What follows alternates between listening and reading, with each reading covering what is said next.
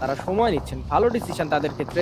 সেন্ট্রিজ ওখান থেকে ক্যান্সপেলকে ডাউন করে দিলেন, কিন্তু কিলটা কিন্তু ওখান থেকে আলফা নিয়ে নিলেন, অর্থাৎ এআইবির একটা কিল কিন্তু ওখান থেকে আলফা স্টিল করলেন। এআইবির একটা পয়েন্ট ওখান থেকে কম দেওয়া, যদিও তারা এখনো পর্যন্ত 4টা পয়েন্ট পেয়েছেন এই ম্যাচ থেকে। ইউবি এখন কিন্তু একটা টিমের উপর পুশ করতে যাচ্ছেন, এবং দেখেন শারপেক্স এখান থেকে নক হয়ে গেছেন, শারপেক্স এখান থেকে সিজানও নক হয়ে গেলেন। না না না না, ইউবির এখান থেকে তাদের রেজাল্ট মোটেই ভালো হচ্ছে না, আর প্লেয়ারকে এখন সামলাইতে হবে বাকি পুরো টিমকে।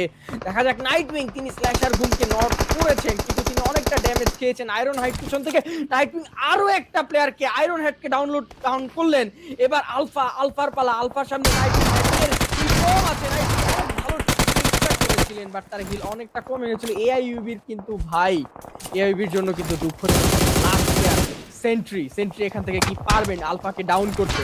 আলফাকে যদি ডাউন করতে না পারেন, বাট আলফার সাথে তার আরেকটা সাপোর্ট চলে আসছে, গাইরোস চলে আসছে। এখন সেন্ট্রি একটা প্লেয়ারকে এখান থেকে রিভাইভ দেওয়ার চেষ্টা করেছিলেন, বাট পরবর্তীতে আর পারেননি, কারণ তার দিকে পুশ আসছে। তার সামনে প্লেয়ার শারপেক্স, তিনি ব্লিড আউট হয়ে যাচ্ছেন, সিজানো ফিনিশ হয়ে গেছেন এখান থেকে।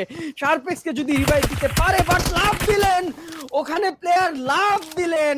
AIUB demolished from this match, so AIB is out of the equation. তারা জাস্ট কিছুক্ষণ আগেই 4 ম্যান ছিল, সেই 4 ম্যান থেকেই তারা কিন্তু এখন আউট অফ দ্য গেম ভাই। 4 কিল নিয়ে তারা এই ম্যাচ শেষ করলো।